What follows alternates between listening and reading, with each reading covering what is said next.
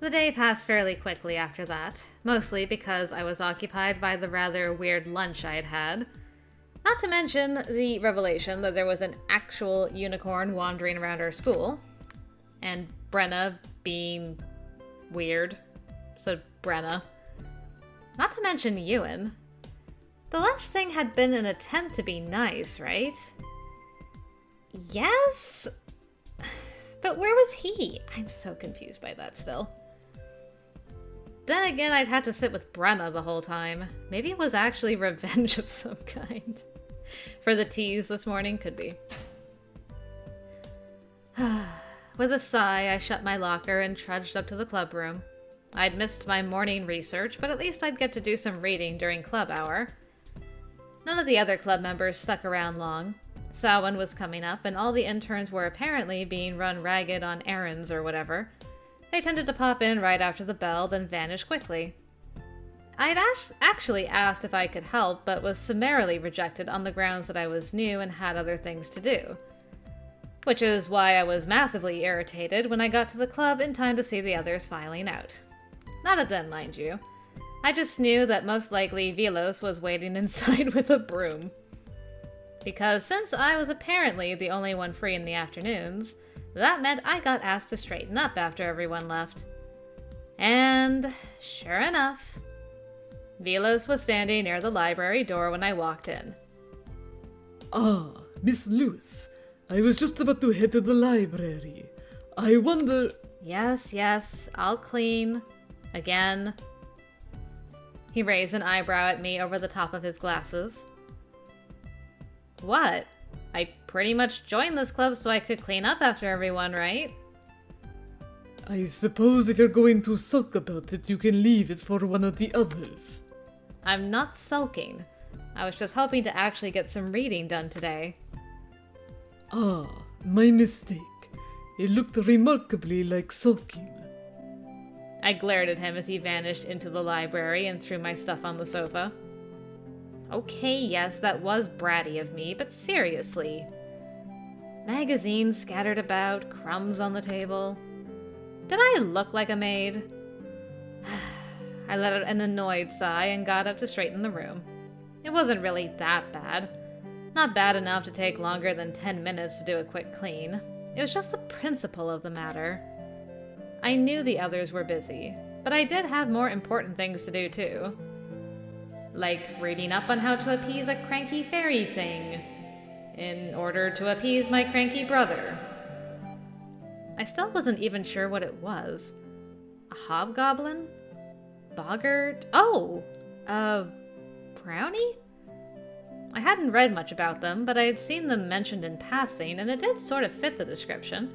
I don't know why I hadn't thought of it before. I bet anything that's what the stupid thing harassing Spencer is. The thought of Spencer made me frown. Not to mention trying to figure myself out so I could fix things with him. Maybe, hopefully. I pulled the trash bag out of the small bin in the corner and neatly tied it up. I guess I'll take it down when I leave. I set it by the door and retreated back to the sofa. Even after all that, I still had time to do at least a little reading. I pulled out my journal, the one where I'd been keeping notes about all my paranormal research, and opened up one of the books I'd borrowed from Velos. Maybe I'd find something quickly this time. Oh, hello, stranger. I'd been reading for a little while when the library door opened and Ewan stalked in. They mention Ewan stalking a lot. It's an interesting image, Ewan stalking in. Stalking out. He barely glanced my way as he trekked across the room, but he paused by the door. Does this need to go down to the dumpster? I looked up, surprised as he gestured to the bag I'd left in the corner. That is so nice of you. Oh! Yeah, I was going to take it down when I left. I'll take it. You don't have to do... He was already out the door with the trash bag. That is primo husband material, Nora. I hope you're taking notes in that journal. That... And there he was, doing it again. I really couldn't figure him out. I settled back on the sofa and tried to focus on my reading, but my thoughts were almost annoyingly preoccupied with... Ewan. I kept glancing toward the door as if I expected him to come back. He didn't, of course. I really couldn't understand him. Sometimes he was so gruff, like just now. Didn't say hi, stop to talk or anything. But he just... I don't know, he stopped to check on me when he saw me crying on the first day, gave me a ride home, helped me at the bridge, and had Drayson come say hello. And took the trash out for me. But he didn't show up at the lunch he arranged, and walked out of the room like he didn't want to bother with me. Then again, fairies were kind of like that, weren't they? I think he's just extremely shy. I think he's extremely shy, and he's just like, I don't know what to say, so I'm gonna go. Nearly all of them were notoriously mercurial. Look at this one. A female fairy that liked to murder and feed on men. But at the same time, she would herd goats for farmers and guide lost children home. Does those things go together well? Let's read about that, shall we? Where are you, fairy strange person? The Glastig is one of many malevolent female fairies that appears in folklore. Strangely enough, she's actually considered a water fae. So while some stories say she wears a long dress to hide the legs of a goat, others say it's to hide her webbed feet. She'd lure men to their deaths by convincing them to dance with her. Then she'd eat them, as one does. Weirdly, in spite of her tendency to eat men, she would also herd cattle or tend to lost children and lead them home. In that way, she's different from many other water fae who also tended to have a thing for eating children. Yeah, about that. Funnily enough, it reminds me a little of that Lady Spencer and I used to see in the woods when we were little. Not the murdering men part, that would be terrifying. But we had frequently seen this green-clad lady who was always really sweet. She'd always lead us back home, fretting and worrying we'd get lost. And then there was the brownie. They were supposed to be helpful and protective, but if you made them mad, they'd torment you ruthlessly. Speaking of the brownie, I'd gotten so sidetracked reading about some other things that I hadn't really found much on them. It was kind of hard to stay focused when there was so much material and so many fairies were just fascinating. And Allie would be back any minute too. My phone chimed almost as soon as I thought about her, and sure enough, it was a text letting me know she was downstairs waiting. Well, the brownie issue would just have to wait until tomorrow. I stacked the books neatly, toying with the idea of taking one home. I dithered over it for a moment, but ultimately decided to leave it there.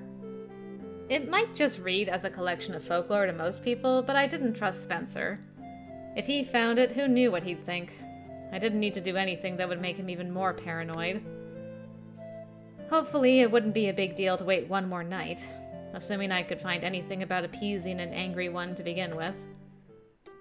I hurried out into the parking lot, quickly spotting Allie leaning against her car. Hey, Nora!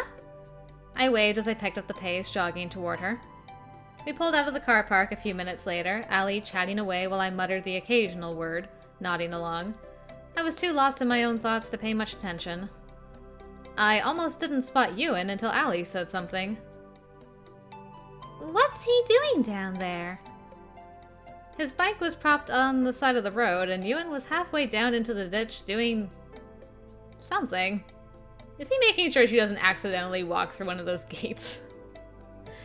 Ewan, I don't deserve you. I have no idea. I craned my neck back as we passed, but he was already out of sight. He was such a weird guy.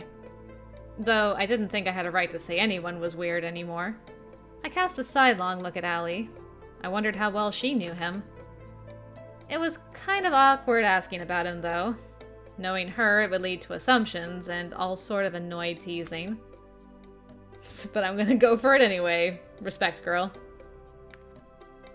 So what's Ewan's deal anyway? Do you know him very well? Allie shot me a surprised look. She smiled, but to my relief, no teasing. I don't know much about him, honestly. He's kept to himself a lot since moving here. The rumor is that there was some kind of major thing at his old school. Thing? I don't know the details. He lost his head. Anyway, his parents own a bakery in town. That Fairy Forest Bakery? Not very subtle, are they? Nope. His dad's a fae too, you know. A Dullahan, right? Allie nodded. He's a pretty funny guy, actually. Probably not at all what you'd imagine. But I've heard Ewan has some issues with him. Oh, that's too bad. I like his dad. He's a lot of fun. Really? How come? Allie shrugged. Being a cryptic is pretty hard on everyone. Even if you have a parent who can help you out. I assume Ewan didn't really take the whole head thing well. I heard he used to be really outgoing. You know, before his fae traits asserted themselves. Yeah, I guess having your head randomly fall off would kind of kill your social life. No joke.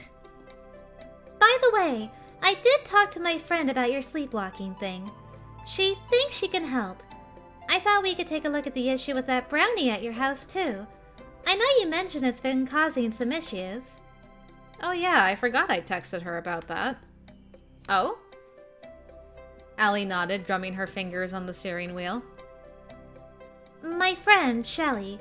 She's an amazing witch and really helpful. You never gushed like that about me. Allie looked back at me, her gaze solemn. We hadn't told you this part yet, but the truth is, you can only be friends with the same type of cryptic. You'll never miss me. I heard you really hit it off with some of the other fae. Yes, hit it off. That's the word. I mean, I was totally seduced by Drayson's pinkness, by Ewan's broad shoulders, and Brenna's whatever. Couldn't even think of anything for poor Brenna. I like that she had to hesitate. She had to think for Drayson. Ewan, no hesitation. Brenna couldn't come up with anything. Brenna's whatever? That's about the best description of her I've ever heard. Are all fairies so weird? Nah, you just met the weirdest batch. I swear everyone really is nice, though. You're going to fit right in. Even with Brenna? Well, there are exceptions. But I promise Shelley's normal. And okay with cross-species discussions? Allie laughed again. We can allow it, just this once. Anyway, I'll text you with the details later. Shelley needed time to prepare some things. Okay. Try to be careful tonight? Definitely. I waved Allie off, waiting until she was out of sight before heading into the house. Everyone else was still out, so I went to the kitchen to set the kettle on for some hot chocolate and started up the stairs. Just in time to see the brownie bouncing its way down, a sheaf of papers in its hands. I snatched them up quickly, and sure enough, it was some of Spencer's homework. The brownie stopped and stared at me. Come on! He blames me for this every time, you know? The brownie simply blew a raspberry at me and flipped backwards off the stairs into the shadows. As brownies are wont to do, I suppose. I headed upstairs to return Spencer's homework. Fairies were definitely weird. Chapter 2. In over my head. Your head or Ewan's head? Stifling. My throat was dry. The air was heavy, thick with unpleasant smells that clogged my nose and made it hard to breathe. Have to get outside. I couldn't stay in this place. There was a whisper right at the edge of my consciousness, leading me forward through the dream, and I had to follow. At some point, the cool wood floor gave way to wet grass and freezing cold. Have to go somewhere. Okay, we're in the front this time. But where? Where was I going? I didn't know. I did know that I wasn't alone. When I turned my head, I realized there was a shadowy lump trotting along beside me. Brenna? What is that? My vision was hazy. Brenna! You're protecting me this time. Thanks, girl. Cat? Leave! It took me a moment to realize the raspy voice was my own. The sound of it was so strange that I stopped in my tracks. The cat bounded forward, getting a good few feet ahead of me before stopping. Back arched, fur on end, and spitting in fury, it barred my way. I took a step back as reality creeped in. The cat stepped nearer again, almost howling at me, fur still on end. It took a swipe at my feet, and I took another step back. Thanks for waking me up, girl. Claws caught the edge of my pajama pants and raked over my ankle.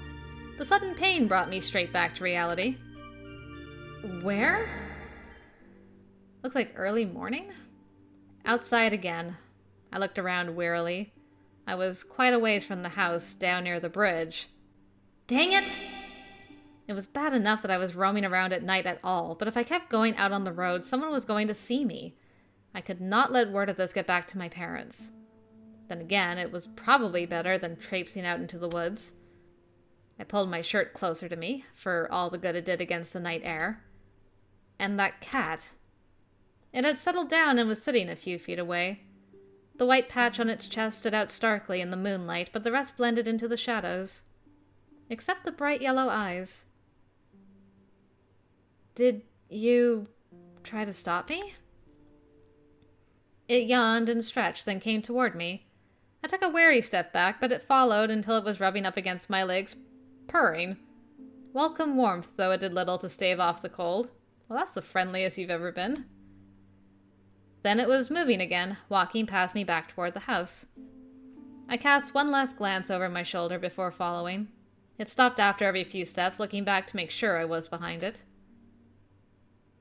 You're not a normal cat, are you? I mean, stupid question. What normal cat would wake me up then escort me home? I vaguely wondered if maybe it was Allie's, like a familiar or something? Witches had those, didn't they? Or maybe it was Shelley's. She was the one preparing some kind of help to keep me from wandering off at night. I guess it's too much to expect you to be able to talk. The cat looked over its shoulder at me, letting out a soft mew. I swear it was scoffing. Well, it's for the best. That would probably be freaky anyway. The cat led me straight up to my front door and sat on the lower step, watching as I stopped with my hand on the handle. Thank you, kitty. The cat stood, meowed, and disappeared over the fence. I watched it for a few seconds, but quickly retreated inside when a gust of wind reminded me that pajamas were not meant for lurking outside in mid-autumn. I stopped just inside, shivering in the foyer. Now that I was back inside, anxiety set in full force. We had to come up with a better way to keep me safe than a weird cat. Even with my animal companion, I'd made it pretty far. I could not keep this up. Hugging myself, I hurried back up to my bedroom and slipped into the welcoming warmth of my bed. I hadn't been gone long enough for the blankets to cool down completely. That was comforting, at least. Still needed a better solution, though. That was the last thought I had before I finally dozed off again. Ugh, morning. I was tired. So very tired. I sat in the kitchen, propping my head on my hand as I leaned against the island. If I didn't, I was going to faceplant into my breakfast. Or just fall off the bar stool. Maybe both in an epic display of grace. I was trying to ignore the frustrated conversation filtering in from the family room. Spencer had been rummaging all over the house with Mom, and while I would have loved to help them on their search for the clothes the brownie had stolen, I wasn't hugely thrilled at the idea of looking for Spencer's boxers. Because apparently the brownie had stolen them. All of them. Damn! That's commitment. I might have found it funny this time if I wasn't so tired. I stared down into my nearly empty mug, contemplating a third cup of coffee. Probably not a good idea if I didn't want to spend the rest of the morning jittery before the inevitable crash by lunch. But the sleepwalking was really taking its toll. I rubbed my forehead wearily, biting back another yawn. It took a minute to realize Spencer was standing in the doorway watching me. But he didn't have the usual glare, he just looked lost. We stared at each other in silence. I should probably know better than to initiate conversation, but I just hated these awkward silences so much. I hated not even being able to talk to my own brother. Spencer started to leave the kitchen, breakfast forgotten on the table. Hey, Spencer? He stopped and looked back at me, but said nothing. Are you okay? He stood silently, two odd socks peeking out from under his pant cuffs, bag still dragging from one hand.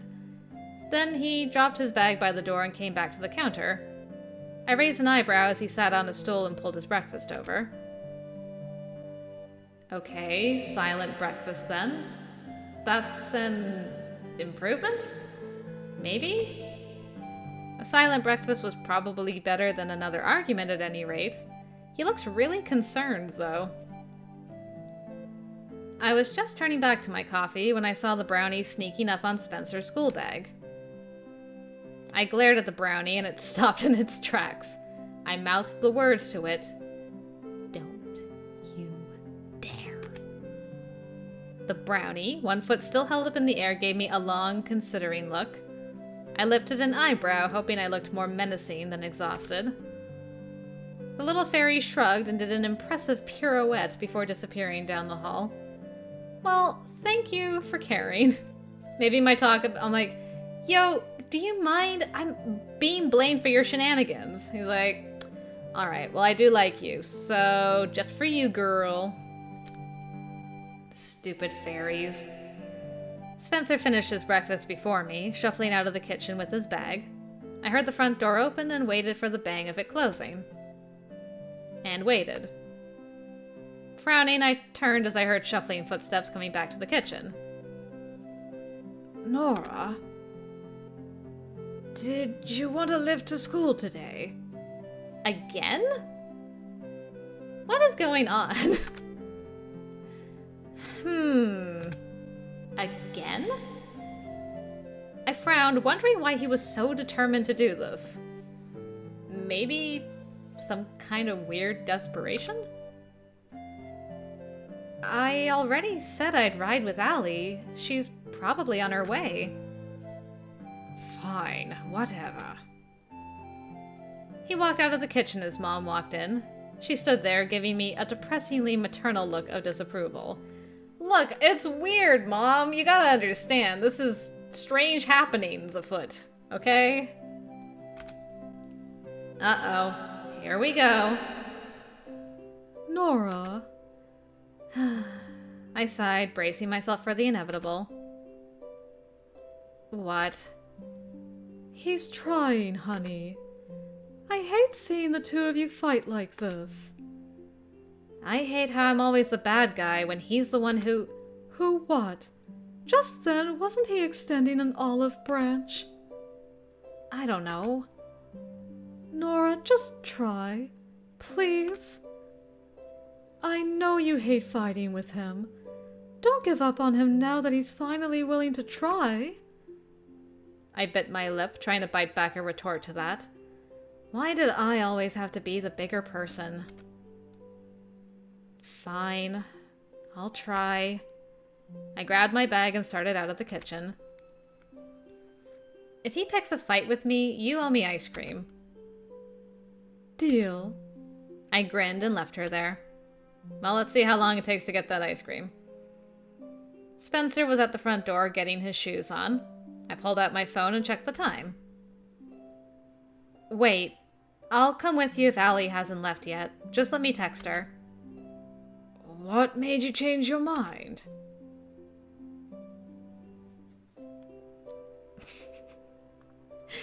Honestly? This one. Spencer might be acting like he had some pure motives, but I had no such pretenses. I swear, if we're gonna get in the car and he's like, so I read your journal, and I know that you're a fae, so what's going on? And I'm like, okay, well, up to the club we go, and it just happens in chapter 2, I'll lose my mind. Mom promised me ice cream. figures. Hey, can't blame me for not trusting you. You don't trust me either. He gave me a long look, but he didn't say anything. I expected him to extol me with all the reasons I couldn't be trusted, but he didn't. Maybe he does want to make up. Ugh, no, I wasn't going to even start trying to convince myself that was true. I knew better. I pulled up my contact screen and sent Allie a text. Hey, have you left yet? Just about to. Okay, you don't have to stop by.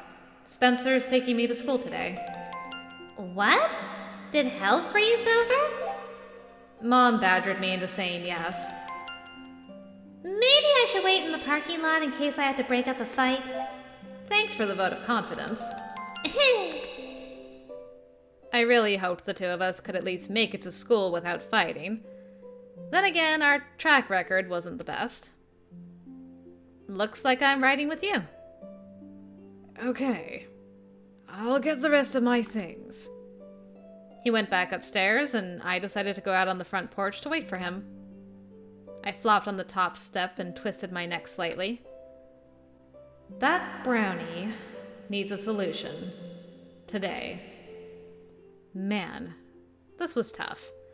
And not at all fun and exciting. This paranormal stuff definitely needed more robes, cool scarves, and hot guys. Well, that was many roots ago. That was our #1 route, Nora. We've moved on. Ewan's face flashed in my mind as I thought of that. Maybe we should get him a scarf.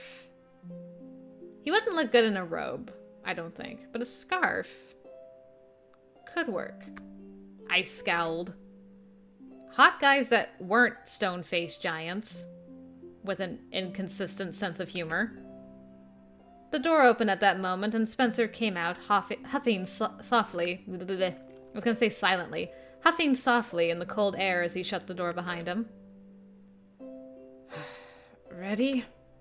Sure. We didn't get far before I learned why he was so intent on getting me alone, where there was no referee to threaten to ground us for fighting. Alright, lay it on me, bro. I'm sick of my stuff going missing. I rolled my eyes. Great. You totally owe me, Mom. I'm sick of you blaming me for it. There's no one else. Am I supposed to believe Mom or Dad is doing it? Yep. Should have expected this.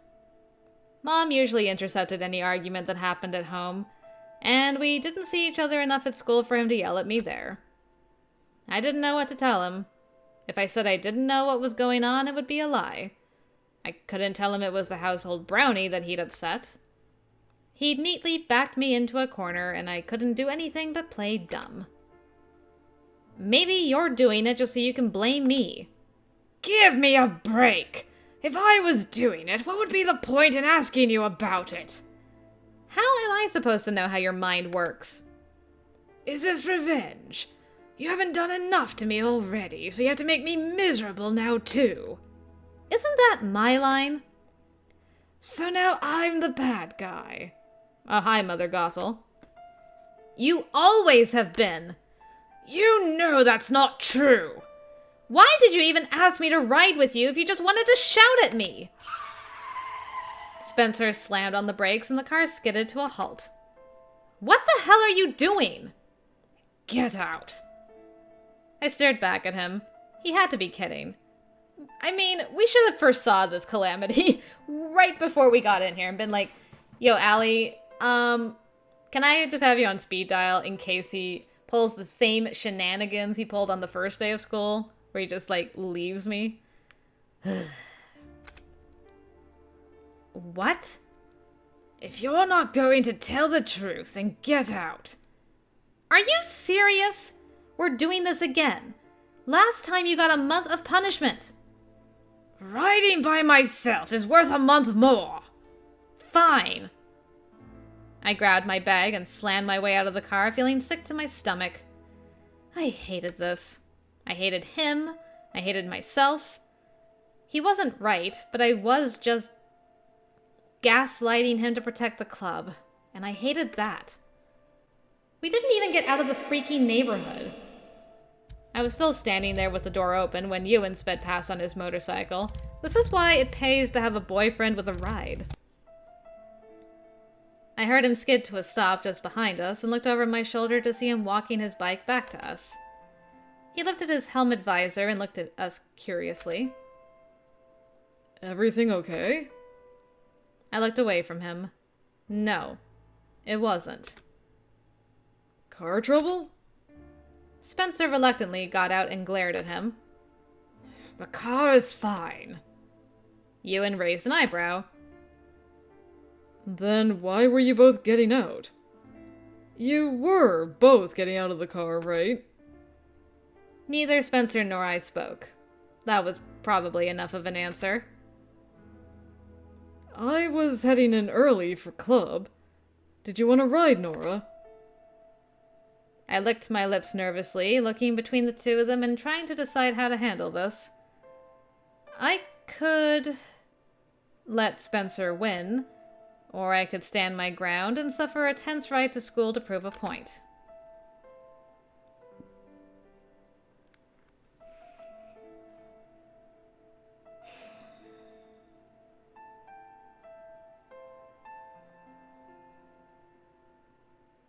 I mean, I do want that motorcycle ride, but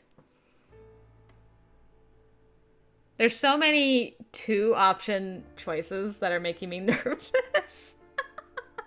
I'm just like, this could be bad for me. Okay. Let's stop and think about this rationally. I mean, we need to romance our boy.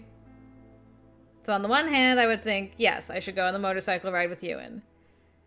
On the other hand, we need to not die before we get to the smooch by the hands of our crazy brother. So on that hand, I'm like, I should suffer the car ride.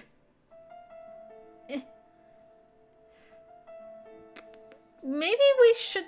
I'm thinking we might end up on this bike ride regardless. Just because Spencer be Spencerin'.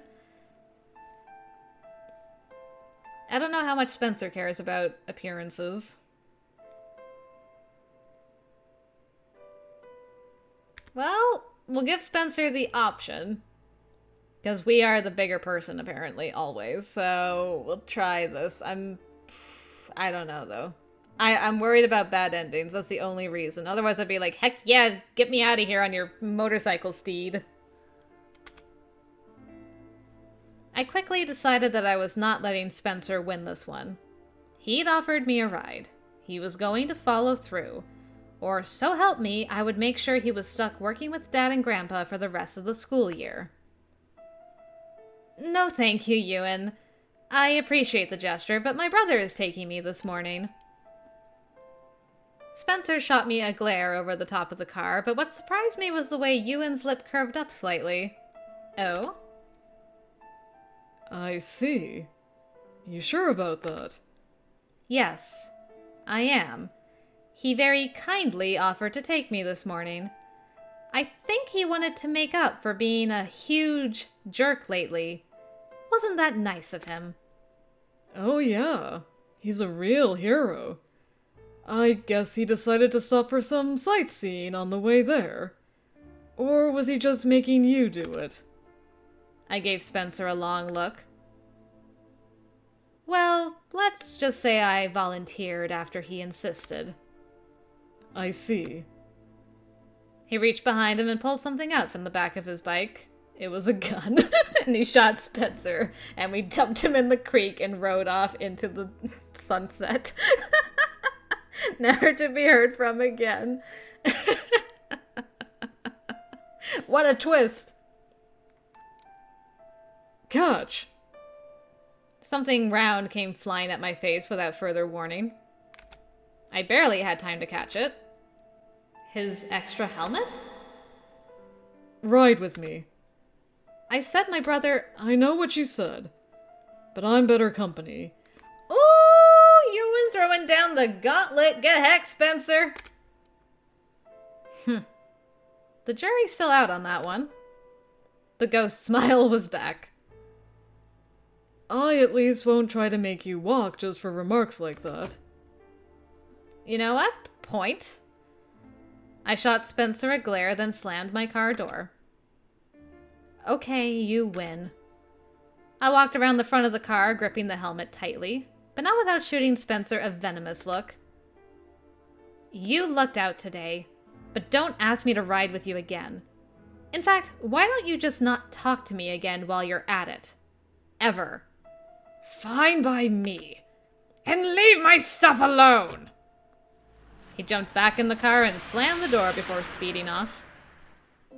His stuff? The brownie. Ah, a brownie problem? Yeah. It stole his underwear today. All of them. He snickered softly. I was surprised to see that. It wasn't a laugh exactly, but it was the closest he'd come to one since I'd known him. It's pretty funny. I can't pity him for that one, really. Then pity me. He's still blaming me for it. Like I'd want to touch his gross boxers. Man, watching you two makes me glad I don't have to deal with that crap. Lucky you. No siblings, I guess. I fidgeted with the helmet, then looked up at him seriously. Thanks. For stopping, I mean. Ewan shrugged. You looked pretty upset, and frankly, I don't trust your brother as far as I can throw him. You're one of the only people here with sense, sir. I salute you for it. I have to say, at the moment, I really want to see how far you can throw Spencer. Sometimes it's tempting. What's he done to make you dislike him so much? Ewan shifted uncomfortably and looked away. He quickly plopped the helmet back on his face, obscuring all but his eyes. He stares at me. Okay. I haven't seen this pose from you before either, where you're, like, thoughtful. He does? Ewan straddled the bike again, motioning for me to get on. Interesting. I got on carefully, remembering what he told me the first time he'd given me a ride. We have 3 classes together. And yes, he stares. Whoa, I thought you never went to class. I go to some. Don't take it too personally. He's pretty much suspicious of everything I do, including joining the club. I strapped the helmet on tightly. Ewan looked over his shoulder seriously. Look, I'm telling you this for your sake and his. You're Faye, and he's not. It would be best if you keep him as far away from all this as possible. I know. I'm trying. Good. We're going. Okay. I propped my feet up and wrapped my arms tightly around his waist as he started the bike and revved the motor. Moments later, we were speeding off down the road. At least, it felt like speeding. He was a pretty good wind block, but it was still cold. I clung to him and tried to not think too hard about Spencer. This is the second time Ewan came to my rescue in the morning.